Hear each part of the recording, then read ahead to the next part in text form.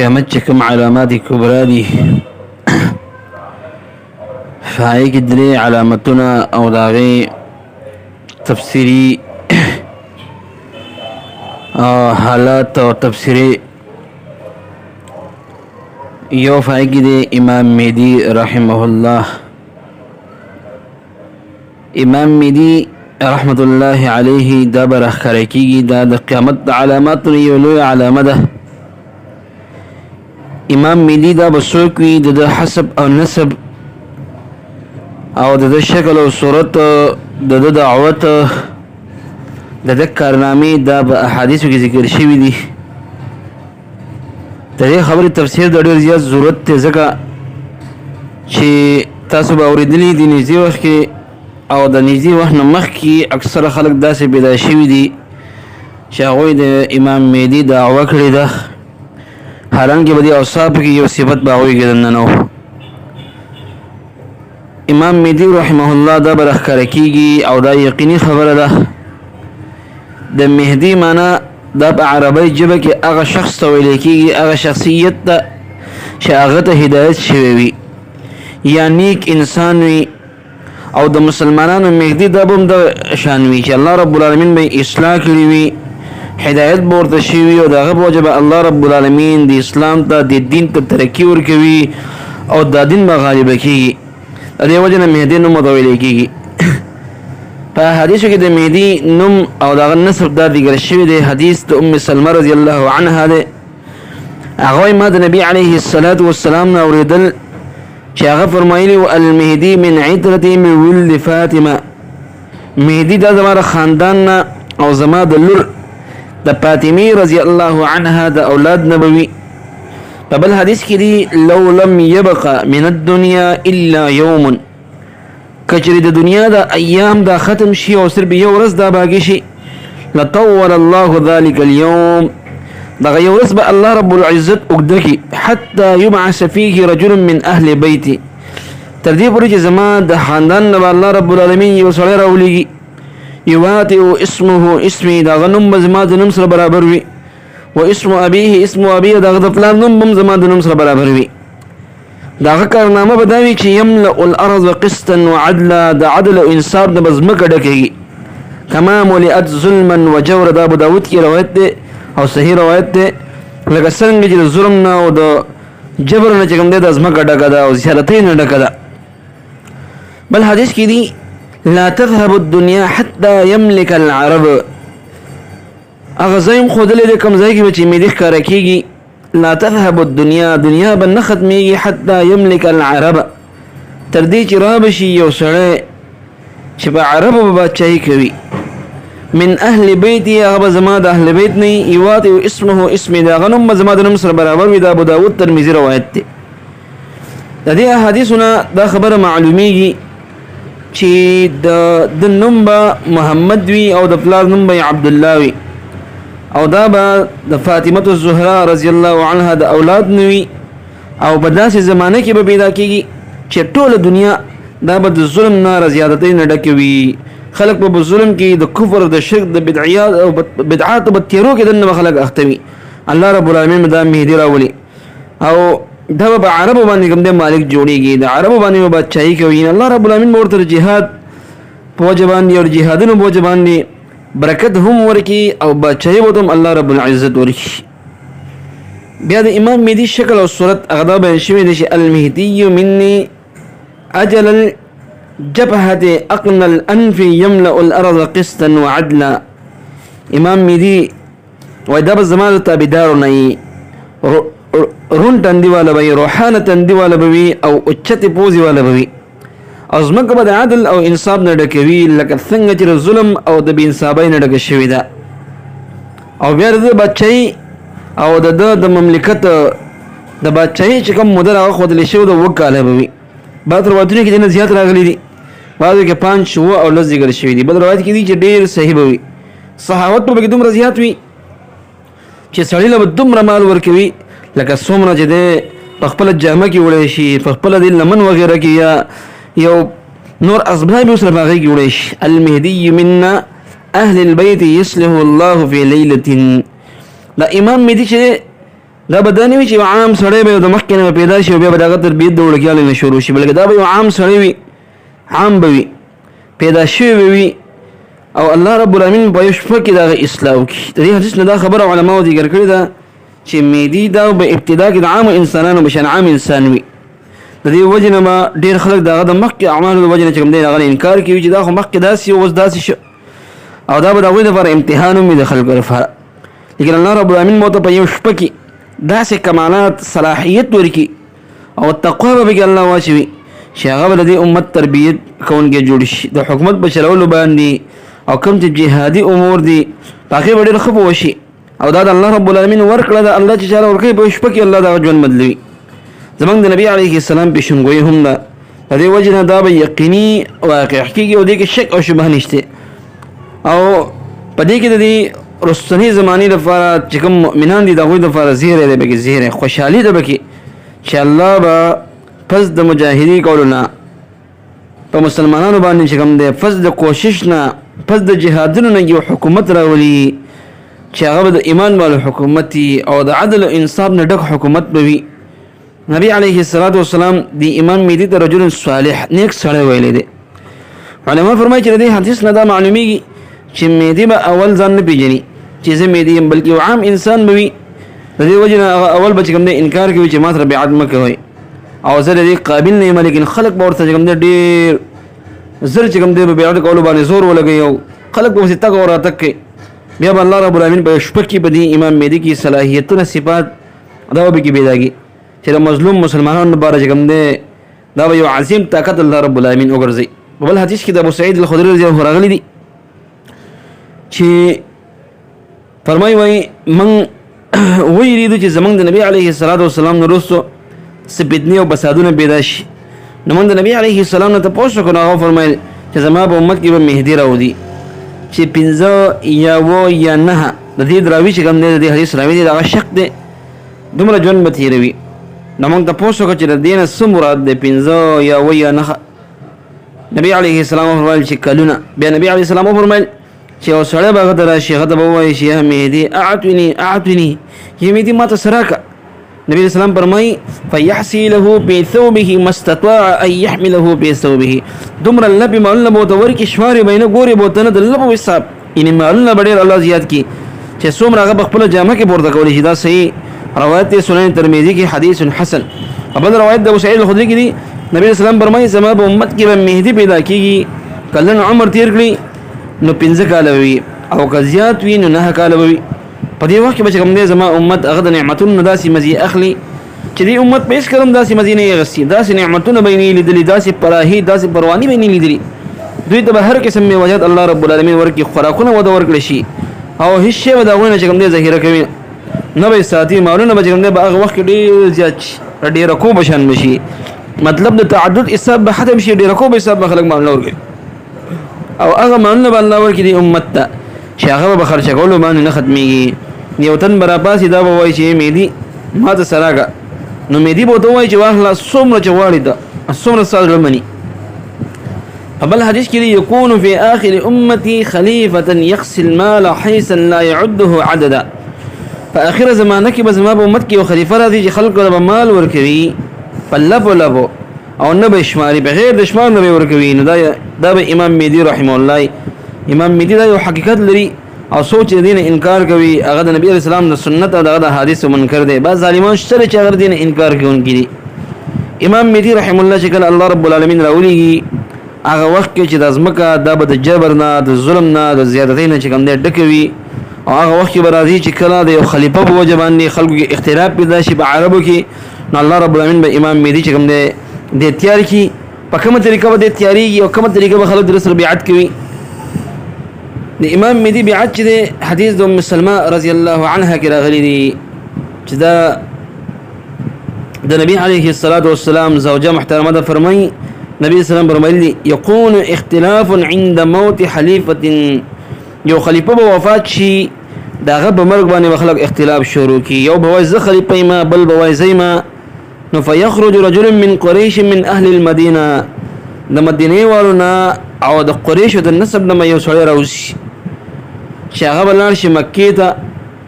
فيأتيه الناس من أهل مكة مكة ولا خلق ولا مچن خلق چا خیر خوا خلق بي خیر ولا خلق أغبر جمشي أو فيخرجونه وهو كاره دا خلق برا جمشي دا خواته براشي نو أغبر راوبي باسي او دا غب مشری باندې چې کوم دی بیعت کول غواړي نو ته بد غنی چې دا خلق دا غسر چې کوم دی بیعت کی دا غبلات باندې بیعت کی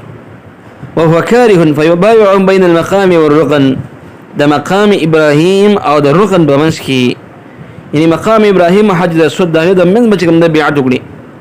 نو دوی بچ کوم دی د دوی د مقابله لپاره چې د بلات باندې بیعت کو د دې مقابله لپاره یو چیش هغه د شام نه تیار شي فاذا كانوا بالبيداء چراشي د دوی مقابله کی او د کعبه ورانه کی او تسیر غلی د کعبه ورانه ول دفاره کله چې بيداء مقام د دوی راولسی خسف بهم الله به بزمکه کنه نه باسي فاذا بلع الناس ذلك کله چې خلق دا خبر را ورسي چې د لک مسلمانانو دوی د یو شری بلاز بیعت کړي دي او دا غرنګ یو لشکر د دوی مقابله روانو د بيداء مقام کی هغه الله رب العالمین هلاک کړل نو پدې کې بچره د شام نه کوم دې کوم نیک خلق دی غبر شي او د غرنګي د عامو زاون به خلق هغه د قافلو په شکل کې راشي فيبايعونه عراق نه براشي من اهل العراق حدیث کې راغلي فيبايعونه او د بلاد باندې بیعت کوي یعنی یو بچا به باچ نه اهل حل او عقد چې کوم دې باندې اختلاف پیدا شي چې څوک خلیفہ جوړ کی پدې کې مهدي چې هغه د مدینه و نه دی د براوتی وي او بعض خلکو د بچ کوم دې د علم وي نه کانو خلکو ته چې دا نیک سونه دي دا په مکه ته دلوي د مکه والا خلک بچ کوم دې د غونی شي او سره بچ کوم دې د مقام ابراهيم حجر الاسود ترمنځ بیعت کی او دې به د بد غني چې ما خلیفہ جوړ کی لکه یو ضعیف روایت ناسي معلومیږي چې مهدي با دا غوی نه درې دل چې کوم دې پړشي سند کې دې ضعف ده او مدینه ته ولاړ شي دا خلک ورپسې مدینه ته ولاړ شي نو هغه به مکه ته راشي درې دل بچ کوم دې دا کار وشي خلق به د مقام ابراهيم حجر الاسود ترمنځ دا غي ترمنځ مجبور کی او دا ورته وای چې د امت تربیت وکا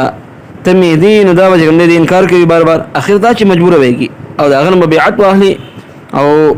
دا بیعت اغستون کې کسان دا بدري سوا دیالس کسان وي بشمار د بدر صحابه کرامو نو خلق ورته کوم دې جهاد باندې بیعت وکړي نو بده کې با د شام ولا خلق خبر شي او د مدینه مقابله د بار روان شي کله چې د ذل حلیفه خواته میدان بيداء د ولیکي غته راورسي الله رب العالمین به بزمکه کنه باسي بیا به خلکو دا خبره خورشي تر دې چې شام او عراق نه وجه کوم دې خلق رامات شي او بیعتونه ورسره کوم دې شروع کړي به صحیح حدیث کې راغلي دي عائشه رضی الله عنها فرمایي نبی اسلام یو ورځ هغه خوب کې لاسونه خو دا والله مونږ ویل رسول الله نن دا خوب کې داسې کار وکړي چې مخکې دا نه کړي نو هو فرمایي العجب ان ناس من امتي يؤمون البيت لرجل من قريش يعني تعجب ده سخلق هغه زما د امت نه قریش دی سړي د بارا د بیت الله قصد وګړي چې هغه به څنګه په بیت الله کې پناهي غسي بیت الله کې به موجود وي کله چې داخلك بيداء درشي بيداء میدان بيداء ته لدر ورسي نو بزمکه به الله داخل کی په یو بل روایت کې دي چې یو ډله هغه زما د امت نه بزمکه داخل شي چې دوی به یو سړي به څنګه را لګلې شي نو هغه د مکه درشي الله رب العالمین باغله دغونه چې کوم محفوظ کی حفاظت به وي او هغه به زمکه باندې داخل کی کوم کسان چې دغه مقابله لري مصرعهم واحد دوی مصرع دا به یو وي او د دوی د هلاکت ځایونه به یو وي او د دوی د دوباره ورتګ یعنی دوباره به الله وبس کوي د غي ځایونه به جدا جدا وي شته ځکه چې دوی کې به کوم بعض بد غنون کی چې د لشکر سره راشي لیکن په حالت د اقرار کې به راغستل شي مطلب دا کله چې مهدی سره کوم بیعت شي نو ډېر خلک به کوم د مدینه مقابله لپاره فوجونه تیاروي او د حق مقابله به هر وخت کې کیږي داغه د مقابله لپاره روان شي چې اول به باغوي کې د شام او نوي کله چې ذل خلیفہ در ورسي پدې کې وزمک الله رب العالمین دوی داخل کی د خلکو په ځان سره کوم د بزور باندې مسلمانان روان کړي چې راځي دغه سړی چې مهدی راغه مقابله کو او ډېر خلک روان شوي کله چې دوی ته الله رب العالمین عذاب ورکوي نو بیا عمومي عذاب الله ورکوي عمومي عذاب نو باقي کې جمع نه کان خلکو مرسل جمع بزمکه داخل شي لیکن دا غوي نیت ورسره جمع نه شامل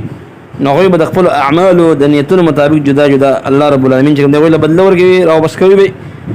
کرجا اراده چې کوم ده بدوا غوي له بچ کوم دنیا کې هلاکت او آخرت ټول چا خبر له خیر ادا او خنیت او غره بر دنیا کې اگر چې هلاکت شه لیکن آخرت کې به الله جنت ته بودي. بل روایت کې دي چې د ایمان او بار بد غزمه قبرونه شي او به اخري عذاب کې ورته کوم دی شامل. بعض علماء د بخاری د حدیث د عائشه چې يحسب باولهم واخرهم ثم يبعثون على نياتهم سکسان مد کعبه د مقابله د برش الله رب العالمین به کوم نه ټول بټول بزمه کوي نواسي. عائشه رضی الله عنها د الله رسول په دې کې به عام خلکو شامل وي. نبی صلی الله علیه وسلم فرمای چې بزمه به ټول داخليږي لیکن بیا به د خپل نیتونو په بنیاد را پورته کول شي. بعض علما فرمایي چې دا حدیث هم په بار د میدی کې دی او دا غنه مخکنی حدیثونه هم کوم دي اغردی تشریح کوي. دا شان حدیث د حفصه رضی الله عنها کې راغلی دي ويسيعود بهذا البيت يعني الكعبه پدې کور یعنی هنه کعبه کې با سخلق بنای واخلي. ليست لهم منعه ولا عدد ولا عده يبعث اليهم جيش شاغوس ربا د دشمن د حمله د بکول لپاره طاقت نوي نه با غوسره چې کوم د تعداد وي نه بورسه اسلحه وي یو لخر به د ختمولو د فر راولګلی شي هغه به بيدا مقام دراوشي نو مزمکه به الله داخل کی. قبل حدیث کې دی لا يؤمن بهذا البيت جيش یو لخر په بیت الله باندې د حمله کولو په اراده باندې بيدا مقام دراولسیږي. نو لمبه به کوم د لخر چې کوم منځنۍ حصہ هغه به مزمکه باندې داخل شي نو مخکنی حصہ به کوم د رستنی حصے د आवाज کې چې مر راځي لیکن ټول بل لازمه کې داخل شي سوا د یو قاصد نه چې هغه به واپس راشي او خلکو ته خبر ورګي. بعض علماء دا فتنه د ابن زبیر باندې کوم حمل کړی دا لیکن صحیح دا چې دا حالت لاندې واقع شوی. دا د امام مهدی تفصیلی حالات او داغه د بیعت او داغه د دشمنی ابتدا ورزیانه کی. د امام مهدی امامت بیا حدیث د صحیح مسلم کتاب الفتن کې راغلی دی د جابر بن عبد الله رضی الله عنه روایت ده. هغه ما د نبی علیه السلام نو ورېدلی دي لا تزال طائبه من امتي يقاتلون على الحق همیشه به زما د امت یو ډله چې په حق باندې به کوم د جنگي ظاهرین الى يوم القيامه قیامت پورې. فينزل عيسى ابن مريم عليه الصلاه والسلام الله رب العالمین عيسى عليه السلام نازل کی فيقول اميرهم تعال صل لنا. ردی مسلمانانو کوم چې بده حق باندې ولال دي دوی امیر بوتوي شراشه موږ د منځکا فيقول لا ان بعضكم على بعض امراء تاسو بعض په بعض باندې امراء تکرمت الله هذه الامه دا الله رب العالمین دی امت ته کرامت ورکړي دي چې عیسی علیه السلام برازي او اقتدا بر دي امتی کوي. ابن روایت کې دي نبی اسلام فرمایي کیف انتم استاسو بس سهل بأغ وكي اذا نزل ابن مريم فيكم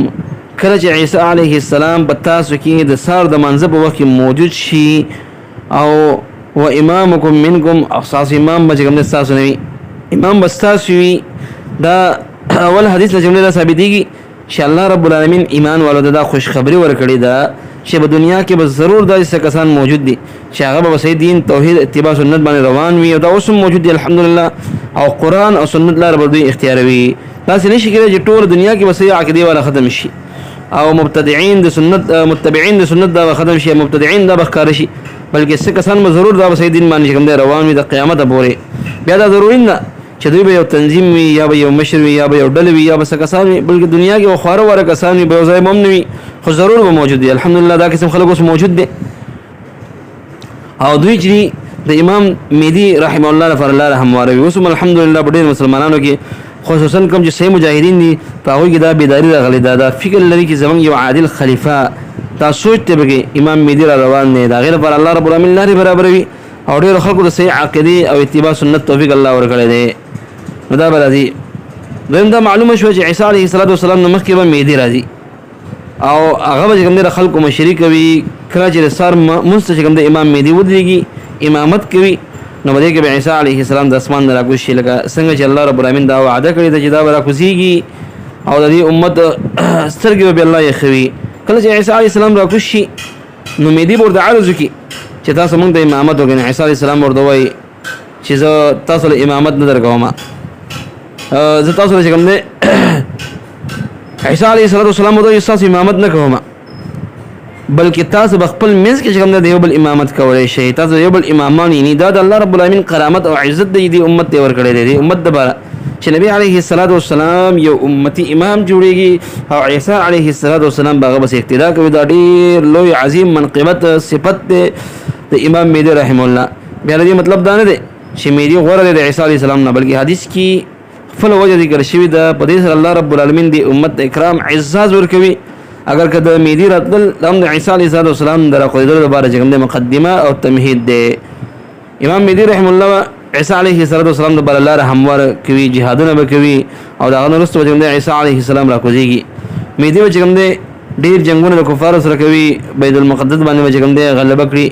او باقي چې کوم دی منظم کړی. بعض علما دا لیکلي دي چې په دې زمانہ کې د مسلمانانو مخالفین دا ډیر زیات شي او بالخاص درې قسم خلک دا به مسلمانانو مخالفت کوي او اوس هم دا درې قسم خلک غالبا موجود دي، يهوديان،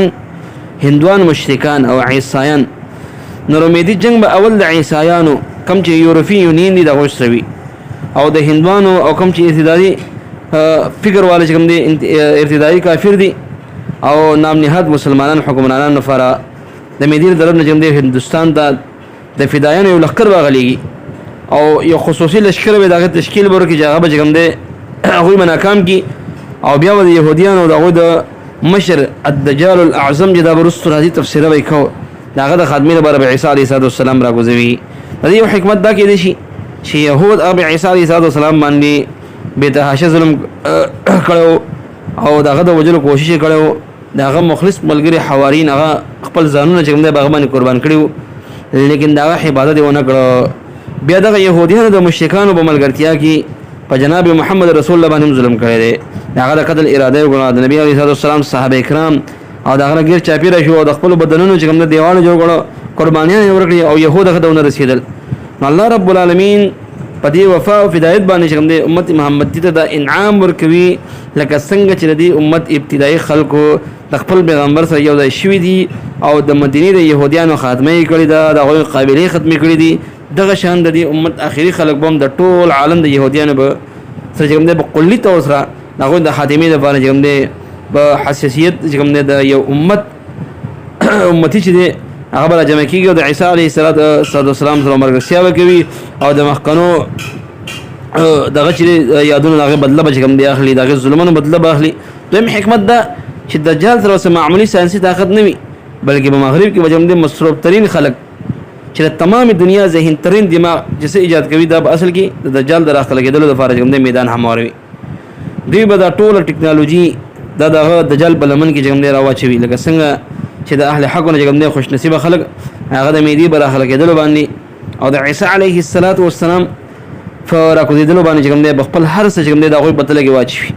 نو دجال اعظم داسې لوی سانسي طاقتونه قوتونه مقابله لپاره الله رب العالمین عیسی علیه السلام د معجزات ورکوي، قوتونه طاقتونه ورکوي چې هغه به ماتيږي. لکه روسته ان شاء الله دې تفصیل روان دي. د دویم حدیث دا به معلومیږي چې نبی علیه السلام د امت ته خوشخبری ورکوي چې استاسو به هغه وخت کې سهل وي چې عیسی ابن مریم راکوشي او استاسو امام استاسو نوي، یعنی تاسو به څومره عزتمنی چې د امت یو امتی سره د الله رب العالمین نبی عیسی علیه السلام د جماعت ورکوي او عاجز کوي چې د جماعت د جمع نه مکه کېږم. تاسو چې ډېر لایق د څومره عظیم مقام دی او څومره لوی تفسیر را تدینه د مهدی مبارک چې کوم دی دا خبره حاصله شو چې مهدی به هغه شخصیت وي چې د نبی علیه السلام د سنت صحیح تابعدار بوي او نبی علیه السلام چې څنګه دعوت او جهادونه شروع کړی وي او اخر کې الله رب العالمین هغه مقصد ته ورسول دینی فی فرق او مظلوم انسانیت ته چې کوم دی رتیارونه رڼا ورکړه او ودخل کې راوي هغه دغه شان امام مهدی بم چې کوم دی د مظلوم انسانیت او د خپل تقوا او صلاحیت په ذریعہ باندې د امت تربیت کوي او دوی به کوم دی رڼا او عدل او انصاف د کوم دی راوباسي. دا د امام مهدی چې کوم دی کارونه دي. بیا دا جد او جهد او د کارنامې ان شاء الله دا به ان شاء الله مخکنی درس کې ذکر کوو ان شاء الله. ډېر عجیب فائدې لپاره د حدیثونو د امام مهدی تفسیری بس موږ ته میراو شو او دا غیر سره د امت چې کوم دی مقام د دې درجه دا موږ ته میراو شو. بسم الله الرحمن الرحيم بل تأتيهم بعثة فتبهتهم فلا يستطيعون ردها ولا هم ينظرون.